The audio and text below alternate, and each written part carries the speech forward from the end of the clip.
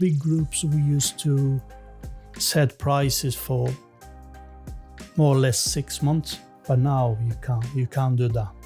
I mean, because it's impossible. What I'm doing wholesale, being business manager, I love it because it's a challenge every single day. After, other suppliers seeing this episode, I hope that we will be able to get more in, because I genuinely believe that without you, probably even these conversations wouldn't happen, because chefs rely on you to bring that basic product that can be turned into a special dish and be served to a customer. Yeah. Today's episode was brought to you with the support of our friends at Kyoto Restobar. From their izakaya dishes to the most delicious sushi in Jersey, Kyoto Restobar is the place you should have in mind for your next on-island Japanese experience. Whether you choose to dine in or order online, I promise that you won't be disappointed. And now, back to the episode. Paolo, welcome to Hospitality Insights. Thank you. Great to have you on, man.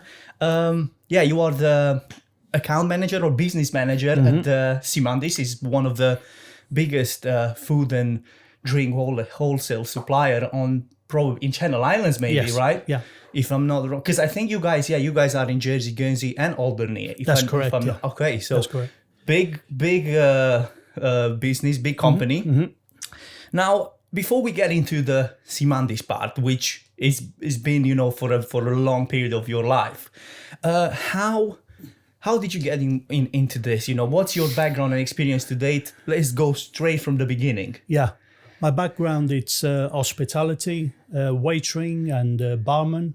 When I first came to Jersey, was doing waitering, barman first, and then when I moved into different hotel, I started as a waiter, and then working waiter for quite some time in Jersey.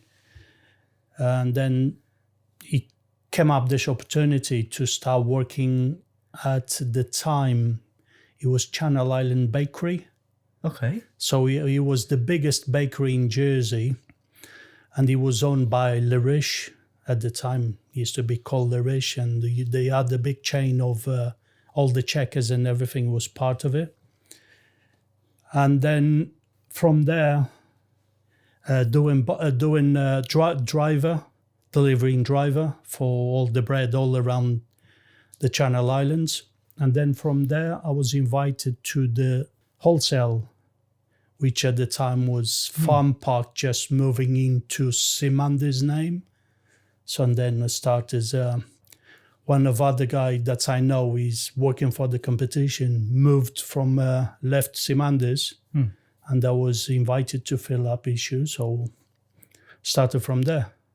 Yeah, but have you done, so where is home for you? Home is Madeira. Home is Madeira. Have you done anything related to hospitality in Madeira? Yeah. Or it was just, so you had some experience when you came here. It's interesting because so many of the sales reps or people that work in wholesale, sometimes in their career, they work in hospitality. I guess it's an advantage, right? Because you kind of you almost like talk their language. That's why, for me as well, when I do videos, or I work not just videos, in terms of like social media management for restaurants and hospitality businesses, I feel like we talk the same language because I used to work in this field. So I see the advantage, like knowing the industry quite well. So how long you've been with Cimandis then? 22 years will be now, 22 years. So it's 22 years. Yeah. Oh, that's a lot of time. How have the time changed, from when you started, because I'm sure like the same, like I talk to chefs here, like quite a few things change over the years, whether in good or bad. That I think depending on the sector and obviously the time change. So I guess it's nowhere to hide. Yeah. But how have the things changed, for you in these years? I've started looking after small places like cafes, beach cafes, and small restaurants. And then I moved into looking after big accounts. So big groups as well in Jersey, hotel groups and care homes as well. So all downtown. But it changed a lot. From when we started, things used to be, I wouldn't say easier, but it was more affordable for everyone. For over the years, everything. Is it harder now to have a job in this and also kind of like survive on the island? Is that what you mean? Or it's the prices that went up that kind of put the pressure both on hospitality businesses and the wholesaler that they have to think like 10 times before they order something? I think since COVID, and then it was COVID and then Brexit, everything fell through. So it's just the prices start getting really, really challenging for us. And then, of course, for hospitality business, very hard. And because UK moved away from a lot of European suppliers. Well, because of Brexit, basically, yeah, because right? of Brexit. So it made even harder for everyone to get the prices that we used to get from France or from Germany before. They they doubled the price on that. Yeah, so. But then, when you say about Brexit, Jersey was never in the EU, but then because the connection, the chain is going through the UK, I guess we were still affected. Yeah. Do we import directly without the UK? Like, do you guys do, or do you know anybody else doing? Let's say we are Jersey, we want to get directly from France or from Spain.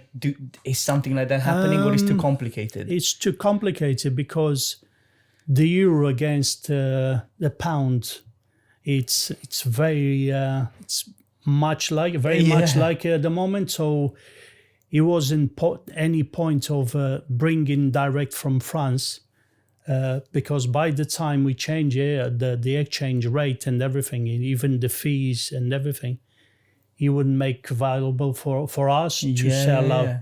But I'm not sure out there if there's still someone who bring it, but I doubt it. That they always, I think they all buy direct from UK. Can be somewhere in Europe that import to UK and then to Jersey, but to buy direct from Europe, I very, very doubt if it's someone still do that. I mean, the price was always was always kind of like one of the main things for head chefs, for executive chefs, but probably now is even more than before, right? Yeah. It's you see that even more, which it's challenging because you need to go like lower and lower. Yeah. And I guess you get to a point, the way I see it, remember when I was a chef, I mean, you can go lower, but then the quality will degrade as well, because it's just the only way. Yeah. You can't keep both at the same level as you go lower. Yeah. So that's challenging for you because you need to look for like lower prices, but then with these come lower quality ingredients, right? Yeah. And that's challenging.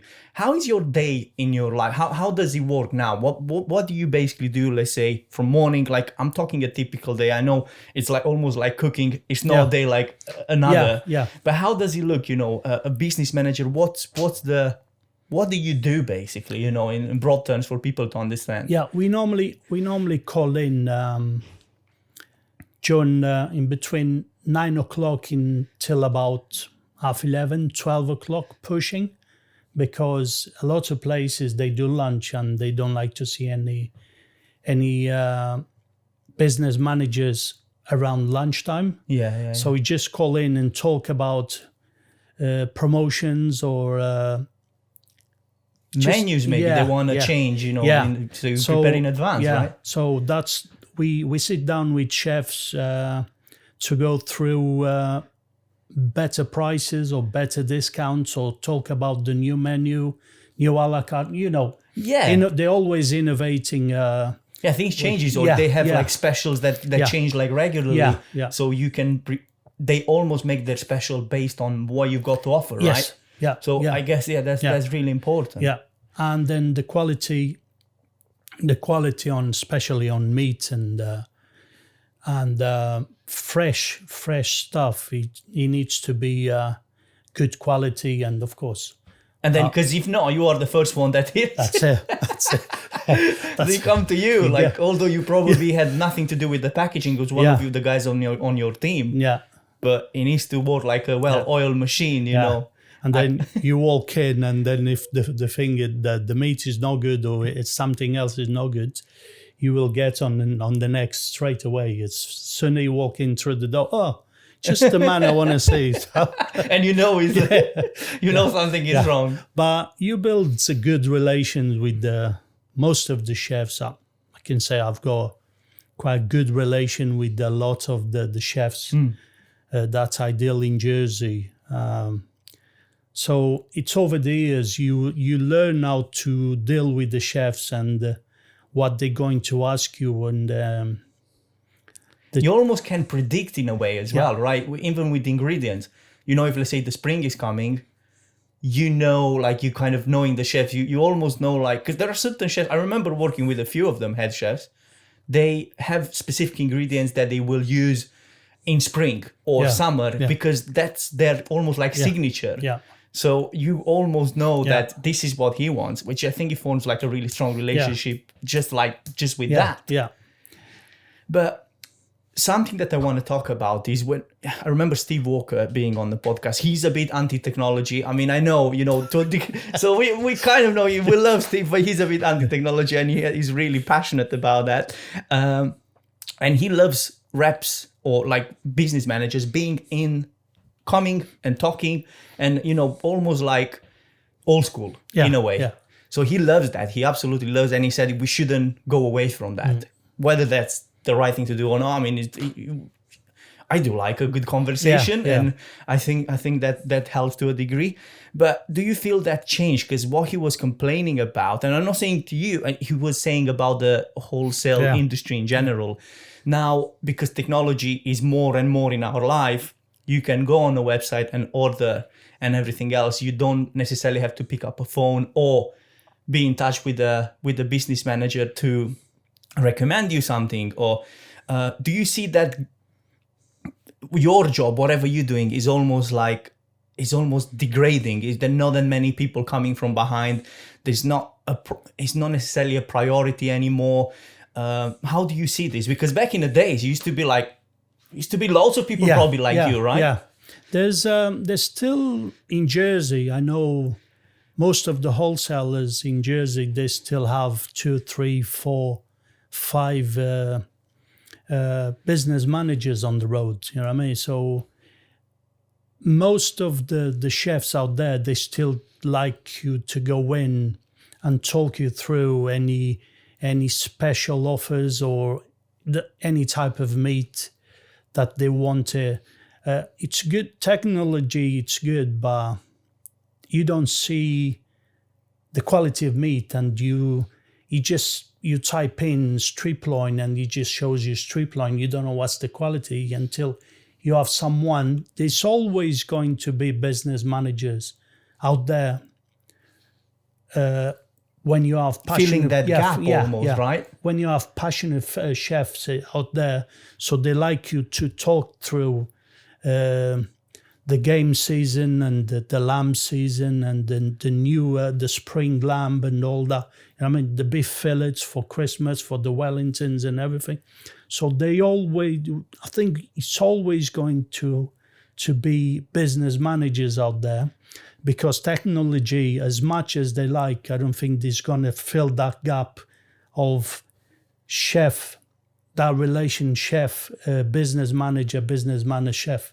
So technology, it's all good to order online.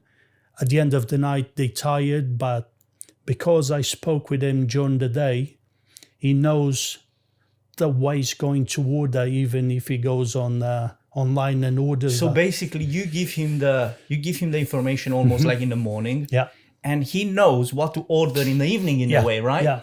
Yeah. Well, that's a really good combo. I guess it's still like a bit, I mean, to a degree, probably slightly less pressure for you because he can go online. I mean, even before, it used to be by phone. Yeah. Is the phone still going? Yeah. Or which one is more popular now? Is it getting to a point that the technology in terms of like going on the website and ordering like almost like on Amazon, is that getting more popular?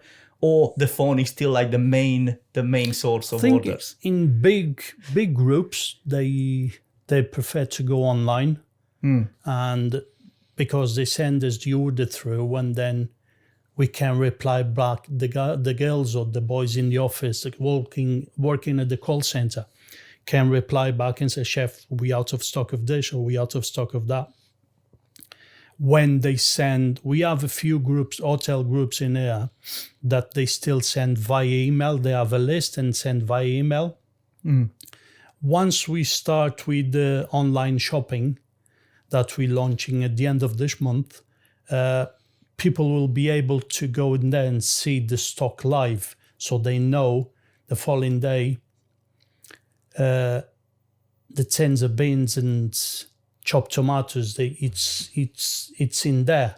Okay. Yeah. So do you have now an issue where the product is present on the website, but it might not be available? Is that what you mean? No. There are situations. Our website, it's not live yet, like the likes of the rest of the wholesales in Jersey. I'm kind of confused now, because you do on food.je, but that's a different story, right? Yeah. So that's a different story. Yeah, you don't have specifically a website where you can buy from. Oh, nice. Yeah, so that's going to be launched now. We're launching at the end, hopefully, well, it's 100% confirmed that by the end of this month, we will launch our online shopping, like they call it. We already started, the staff already have access into it. Oh, nice. So we're just finishing all the details on a lot of stuff to make sure everything. There's a lot of things behind the scenes. Yeah, absolutely. And the staff needs to be trained. And So it's all good, but the meat, you still need to talk with the chef. Even if he shows online, he'll be showing on online shopping, but you still need to talk with the chef, because they like to know what is the best quality of meat and what can you recommend. So I'm sure you've probably seen fairly recently, it must have been like a week, 2 weeks ago, when someone posted on Jersey chefs, showing two different, well, in theory should have been the same, but different qualities of meat. I mean, I guess this can happen. I mean, I'm not saying, blame that supplier or blame that supplier, but it comes back to what you were talking about, right? Yeah. So meat and fresh vegetables is different than ordering a pack of crisps. Yeah. Or a tin of beans. Or a tin of beans, or a tin of... There's nothing to talk about that. It's beans is beans, right? So when it's lamb, the beef, pork, you know what I mean? So it's always... We need to make sure everything is in good quality, and it fills the gap. Or if chef is going to put that on the menu, we need to make sure that is good for him to put on the menu. Otherwise, all the complaints and everything. And then, fortunately, but also unfortunately, anything happens, they intend to go on Facebook and post that, or Jersey chefs and all that. So instead of going back to you or to somebody else. Yeah. So I guess you feel the pain even if it's other company, right? Yeah. We don't like to. I think because Jersey it's small, so we have a good relation in between all the wholesalers. And you don't like to see someone posting about that, even though that they don't mention the name. Or some of the chefs, they like to mention names in there. So you don't like to see that, because today it's that company, tomorrow can be ours. So, you know what I mean? It's not How is your nice. relationship with the rest of the... Because I remember back in the days, it was always a really funny conversation. I mean, especially Steve is a funny guy. I mean, when I was working at Royal Yacht. So every now and then it would happen that probably 3 of you would be at the same time, and the jokes and everything else would be absolutely through the roof. Obviously still a competition, but almost felt like a friendly competition, if that makes sense. That's how we felt from outside. Yeah.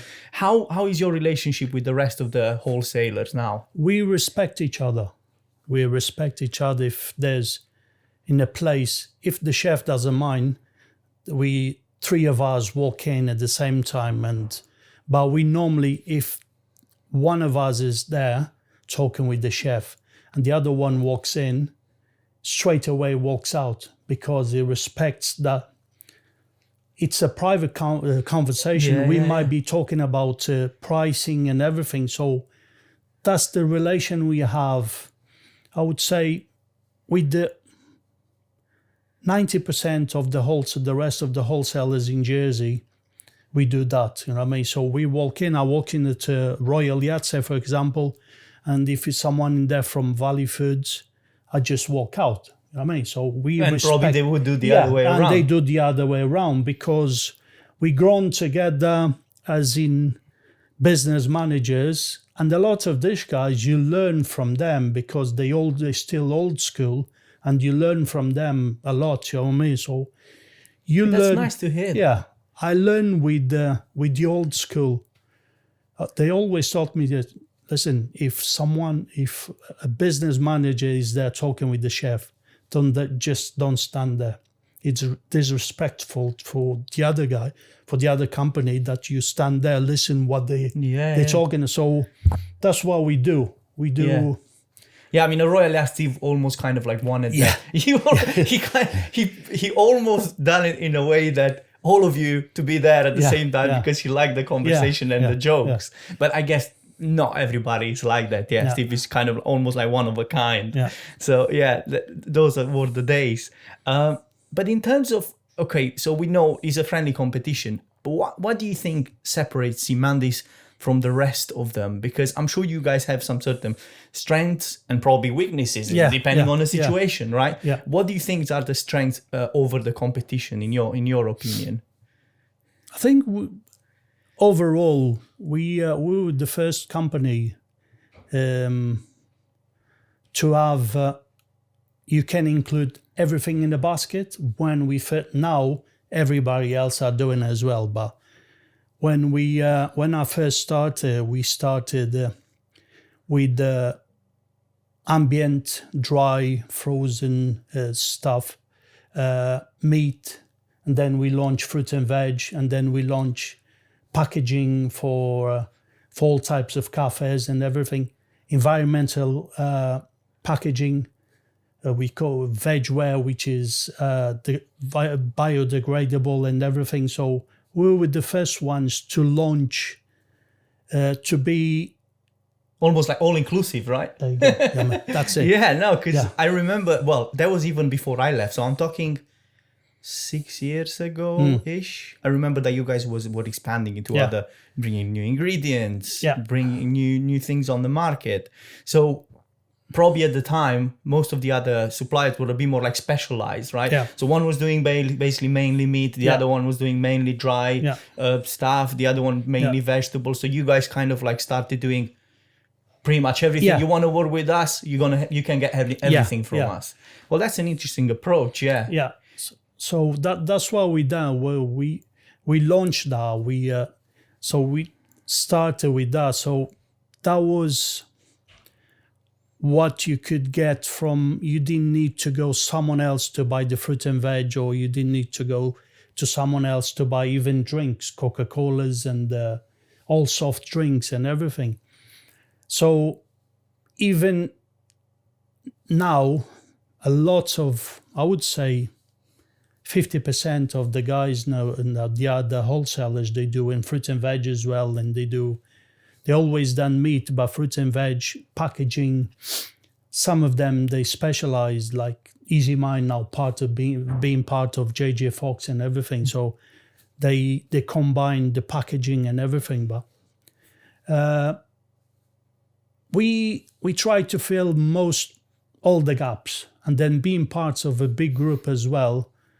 Now we can do alcohol as well. So you are part of Beat Foods. Exactly. Beat Food. So are there any other businesses on the island, or you are the only ones here? You're the only ones in Jersey? We're the only ones in the Channel Islands, Jersey and Guernsey. But then you have the back of like whatever they go in UK, right? Yeah. So I guess that comes with the bigger purchasing power in a way that you can buy going back to baked beans, you can buy you can buy, let's say, tons of baked beans and distribute them in your network. Yeah. So we have specialized people in UK and Beat Food and KTea Food to go and visit suppliers, talk about ingredients and talk about buying big bulk. So they always have trade shows going on in UK. Normally they do about 3-4 trade shows a year. So we normally in Jersey, the business managers from Jersey and from Guernsey, we always go over once a year. Even though the managers, they go twice or 3 times a year to the trade shows. The business managers, we have one in December. We normally go, so it's only the business managers and all the suppliers that Food or KTea Food buys through. So, and then we have a guy who's in charge of the buying power to do big deals, bulk deals with the rest of the suppliers over in Europe and in UK and everything. So, but then, do you also work with local suppliers? Yes, you do. Yeah. Because one of the challenges I see, because obviously this company buys like in bulk, buys in UK maybe or on the European market and so on, buys at a really good price.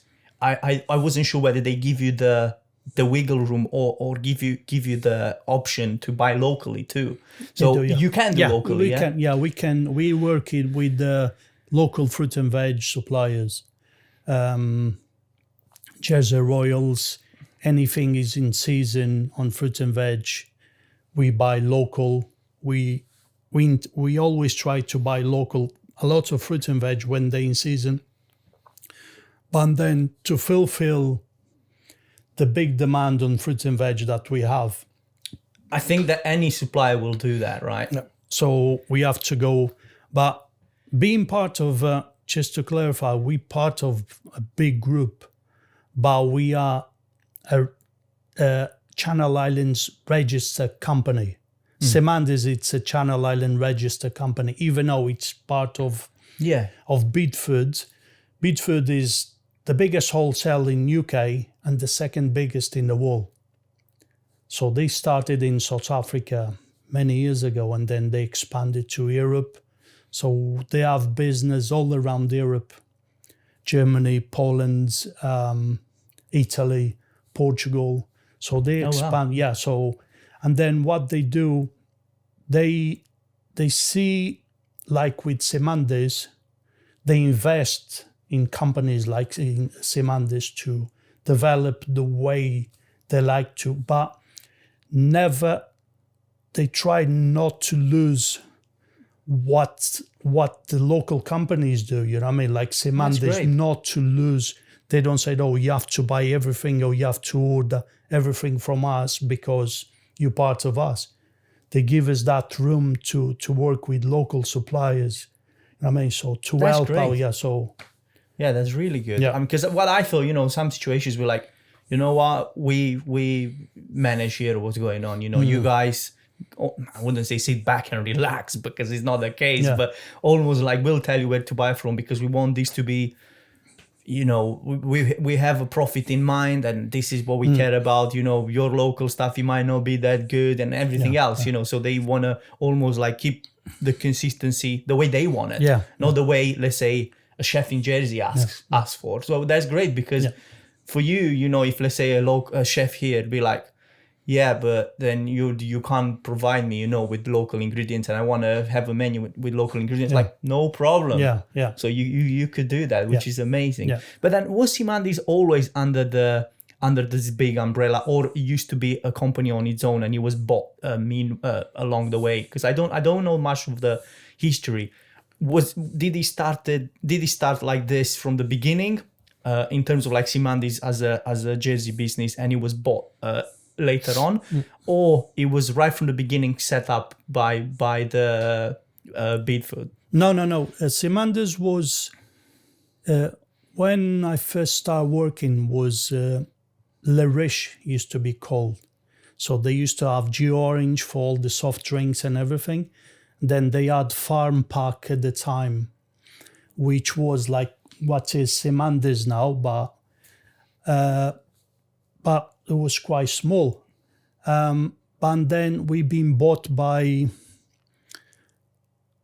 Tom Scott, which was the owner of Jackson's, the car seller. So we've been bought there. And then under that, we always been at the supermarkets, all the Icelands, and well, at the time it was the Checkers. So Checkers, Victor Hugo, it was all under the same umbrella. And then after that, we've been bought by Sandpiper, which was a company from UK. Mm-hmm. So, and then Sandpiper sold separately the company. So it was different companies inside the one big company. So they sold the supermarkets. They sold Victor Hugo, which is Victor Hugo and Liberation Group, Liberation Hell and all that. And then the last one to be sold was Cimandis. So Cimandis, we've been with Bidfood for the last 8 years. So it's just recently that we've been bought by... Yeah, so it must have been at the time when I was on the way out from hospitality. Yeah, interesting. Yeah. Okay, so anyway, the story continues, which is great. Yeah. Because you guys have a lot of restaurants to supply and everything else.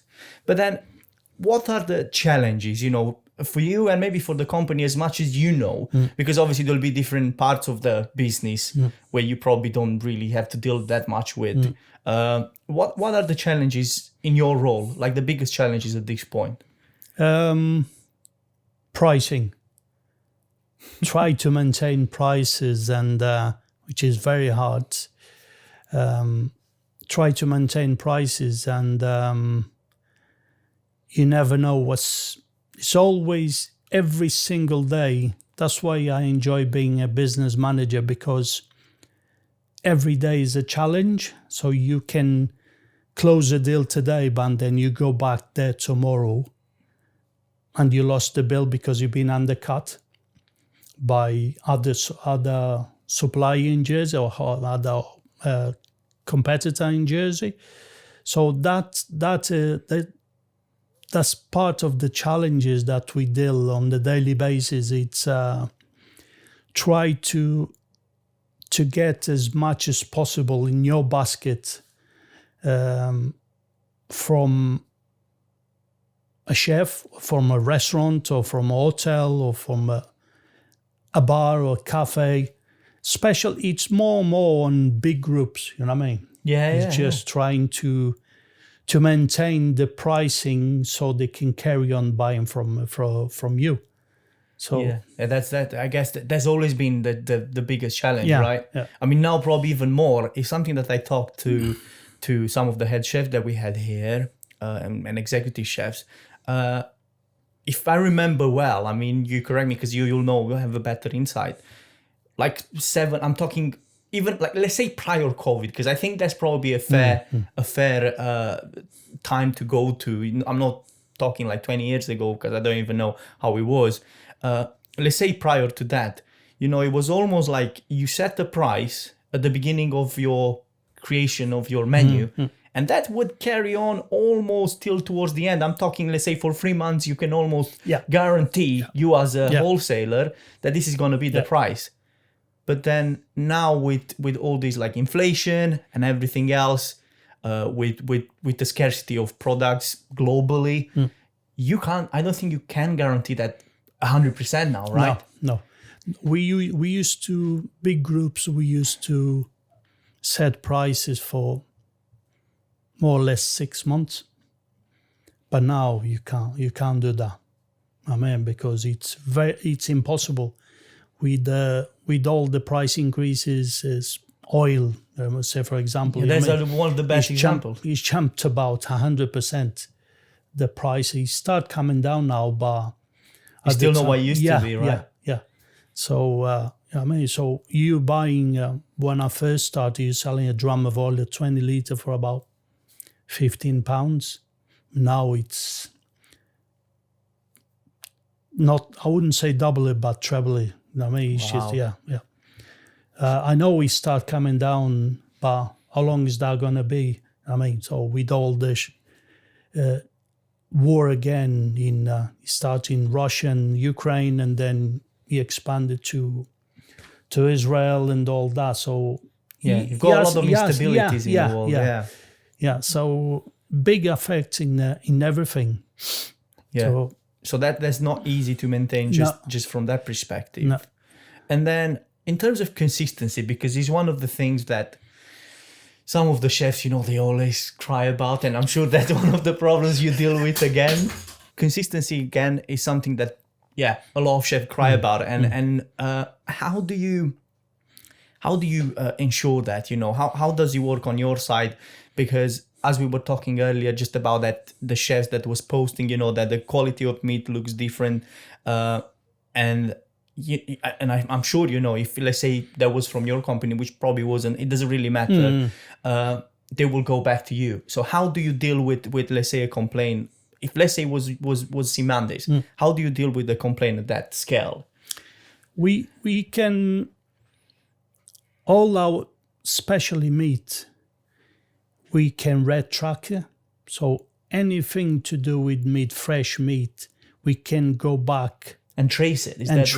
Tracing to when the animal was slaughtered and where. Almost like back to the producer, right? Yeah, everything. So you can always go back into the supply and say, listen, why you serve me, why you send over to us, and you told me it was good. It's nothing that way you told us, you know what I mean? So now we have customers complaining about it. So it's just... So it's almost like passing on. So it goes like from the chefs, it goes to you, it goes to whoever supplies you, right? Yeah. So it's going back, reversing the process and be like sort it out in a way, Now we have, which is fortunately nowadays you can do that, but in the past you couldn't do red track it that, like they say, just go back into. So, but now with all this technology, you can, and they're not allowed to sell anything to you without traceability, QR codes and things like that. So you go back and then even the numbers, the PO numbers and everything, it's so you can check. Oh, no, it wasn't from me. Yeah. So you have it's very clear. Yeah. All right, that's great. Yeah, so I guess that helps you as well, not just the chefs, because you can go back and you know when the issue started, right? Yeah. So I guess that's great. Another thing which I heard, I mean, when I left, it wasn't that visible. Although to a degree, I guess, for big events, it was there. Chefs or, cooks or whatever, depending on where you supply, they want everything almost like prepped to a degree that, they add just a few ingredients and it's all done. Do you see that becoming more and more apparent, like from ready portion steaks to, let's say, chopped onion maybe, because I heard that, even that's going on, or ready chopped vegetables instead of like peeling it and going through all that process, because in some situation might be laziness, but I'm sure in most situations it's just because they don't have the stuff. So they have to rely on you to get that sorted in a way. Do you see that more and more apparent? Is that happening more and more? At the moment, we see only portions like steaks, or it's only when there's big events. So they don't have time or they don't have the chef's facilities to, because of the shortage of stuff. So it's more, in Jersey, it's more, on our side, it's more on big events. If they need 300 steaks or 500 steaks or the chicken supremes, that it takes quite a lot to do, or the lamb cutlets.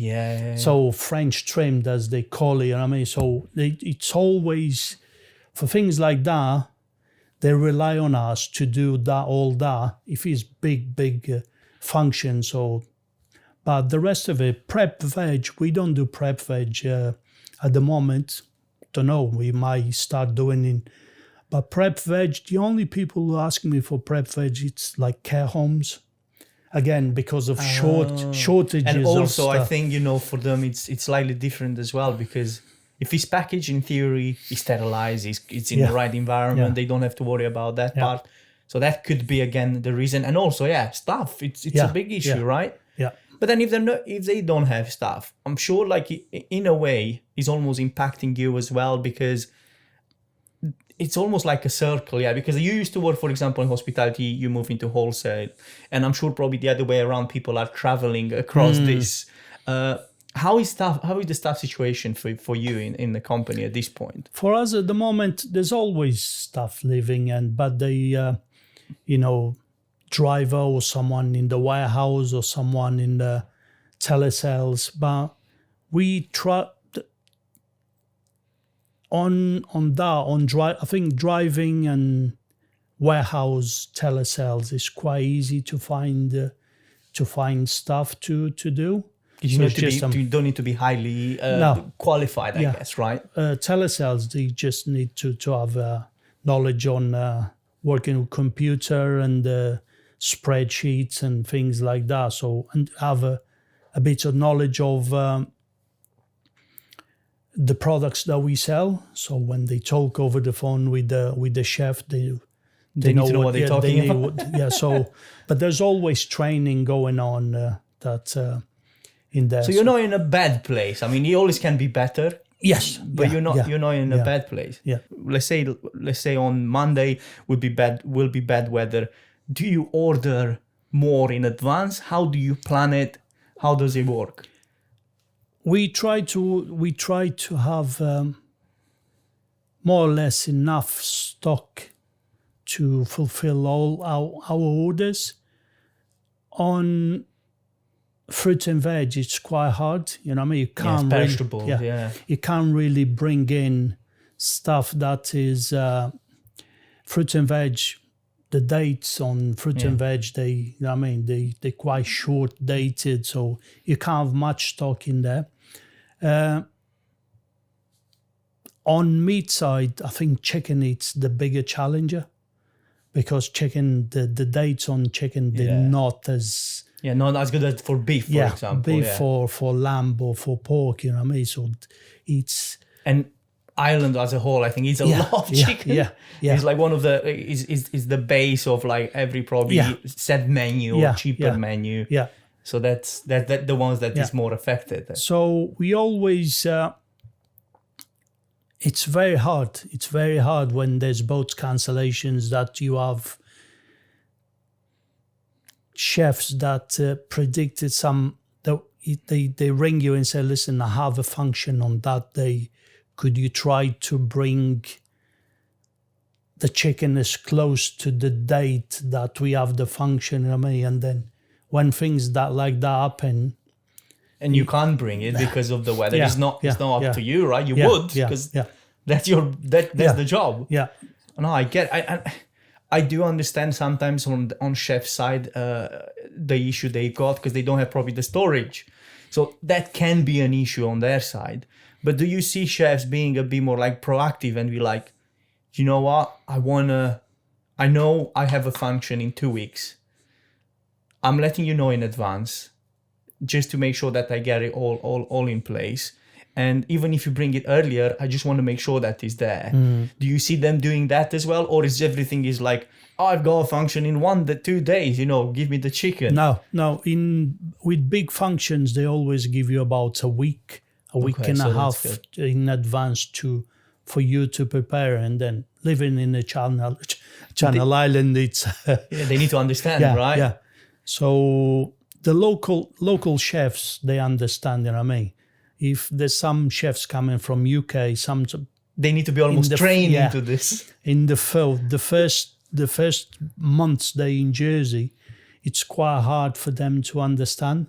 Because they almost use like Amazon Prime, like day delivery. See you later. That's it, straight away. In UK, if you can't get from one supplier, you will get from another. It's just down the road from you. Yeah, so it's down the road from you. But in Jersey, it's... but it's just that getting used to the Channel Islands and ordering in the Channel Islands. But in big functions, they normally give you about a week to 2 weeks in advance. So you can, to make sure everything is in there. Is it the same way? I know like some chefs are like, oh, I need to order my turkey like months in advance. Is that still the case? Like, how does it work with turkey? Because that's gonna be really hot, like December. Yeah. Turkey, they can predict if they have a lot of bookings. They tell you in a month in advance. You know what I mean? I would have about 80 on that weekend, and then another 100 on that weekend. So Friday I would have 100 covers, and then on Saturday I have 200 covers. So just to make sure you have enough turkey which is good, you know what I mean? So you can predict in advance what they're going to use. And local chefs, and they very good with that, you know what I mean? So they sit down with you if there's a lot of bookings going on. So they tell you, listen, I would have in the next 3-4 weeks, I would have about 500 covers. So to make sure you have turkey, or you have pigs in blankets and all the everything else. Yeah, everything else. I think it goes back now to talking about the bridge between technology and a real person. You know, you need, especially situations like these, you need to have that conversation to kind of be like, okay, this is, I think, what we should do. This is what we can do, depending on what you want. And it's almost like getting that agreement sealed between two people, you know, what was going to happen. Yeah. So, it's also a huge responsibility. I never really think about it. I remember being a chef, and you don't think about it too much at that point.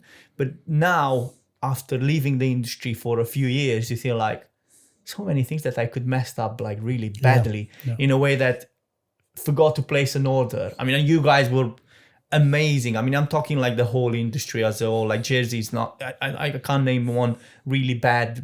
I'm talking really bad. There'll be parts where, you know, that separate you being better and best, but I can't really name a really bad one where I ask for something. I'll be like, look, I messed it up. Help me. So I guess you guys try to do that all the time, but then in exactly the same, like in your situation, if you forget to place an order or it's not coming as it should be, it's a big responsibility. Yeah. You mess up like with functions of like hundreds of people sometimes. So you probably don't think, because if you think about it constantly, you go crazy. But you know, after doing it that many years, I think you don't have that in your mind that often. But it's something to kind of like to recognize. What I want to mention, so let's say, because going back to the boats issue, let's say not coming.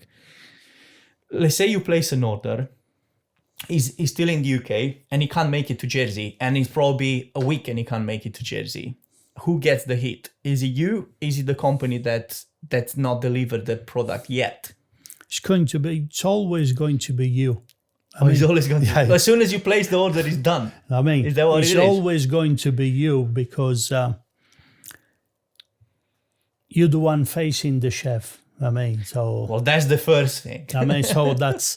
I mean, and then UK, there's nothing we can do, because if the boat was cancelled... No, absolutely, it's out of your control. Yeah, and then if they can choose going other way to make sure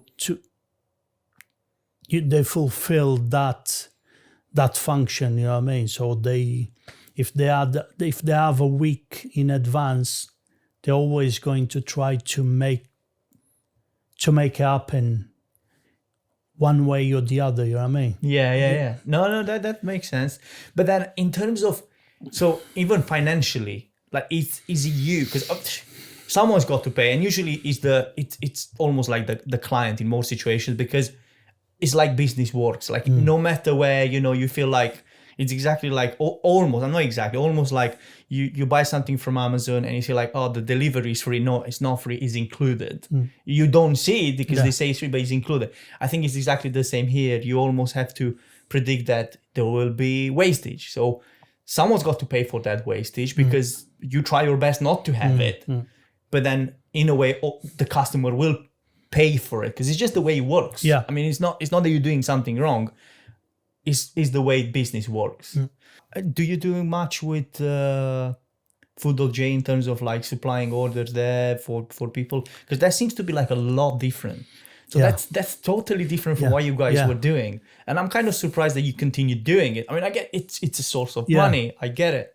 But that seems to be totally different. You know, someone at home placing an order for 2 kilograms of onion, and when you usually do like a sack probably, or it's a different environment. Is there like a specific department dealing with that? Do you have much to do with? I don't deal with food.j. We launch. We start with working with food.j on the pandemic, on COVID. So to do home deliveries and everything at the time, but I think we pull back most. We pulled most 90% because there was no point of us doing that. We still get people ringing us for orders, home delivery and things like that. But once we launch the shop, I think it's no point for you. Yeah, there's no point. Yeah, so... No, exciting then. Yeah, if you guys are going to do and it makes no sense because why would you pay that commission and everything else to Food.g when you can have a website where people can buy directly? Yeah. No, that makes total sense. But then, I thought that feels like, and I'm sure it was like a totally different environment and way of dealing with people because it's not like with chefs or with these venues that you do, you form a relationship. You over the years and years, and when someone ordering from home, they don't even know you probably. Yeah. So it's a different way of kind of like putting it. It was good. It was a big help for Cimandis as the rest of the wholesalers that got involved with Food.j at the time of COVID. You know what I mean? And people, we tried to help as much and fulfill all the orders. Because that's the important part as well of the business. It's supply at the time, the people at home. It was needed. Yeah, it was needed. Yeah. I ordered from you guys as well. I remember I remember myself and my wife, I think, probably not at the same time, but we did have COVID and you guys supply, everything we needed. It was like that contactless delivery. Yeah. I think it was well organized considering that everything almost happened overnight. Yeah. So it was a big switch for you, I'm sure, but it got you through it. And you kind of like back now to your core business, which is wholesale, wholesaling, to venues in hospitality. So that's a different kind of approach. But what I wanted to ask you, because I can see a lot of good values, and it's something that I also talked to an episode that with Steve Hayes from Somerville. Oh yeah, the general manager. Most of the people that work in hospitality and have interaction with people, which you do, that's what you do on daily basis, basically, have such a valuable skill. Like this soft skill is so important, at least to me, and I'm sure many businesses see it this way. And you have these skills that you could use in almost any other sector. Have you ever thought about diverting from what you're doing today, moving into something else? You never say never, but I'm too passionate about what I do. And I try to do the best as I can on what I'm doing, wholesale, being business manager. I love it because it's a challenge every single day. One thing I don't like at all is letting customers down. That's for me, I'm so passionate about working for Cimandis and working as a business manager. It's my dictionary that's letting customer down. Sometimes it's impossible. It's impossible because you are on an island. There are other things that can interfere. I get really, really annoyed with myself if I let a customer down or we couldn't deliver something to fulfill the menu or what they asked me to do. So that keeps you going, basically. Yeah. Well, that's amazing. But I'm sure, as I said, I'm sure like can you imagine like other businesses when they hear this, how many people are for example, in selling other products, because you don't necessarily have to sell food because that's your main, your core business there. you can sell something else and still do a good job. So that's why, the question was, that's why I asked you, because I'm sure your skills could be very, very valuable in other businesses, if you ever wanted to. So but you've been with them for that many years.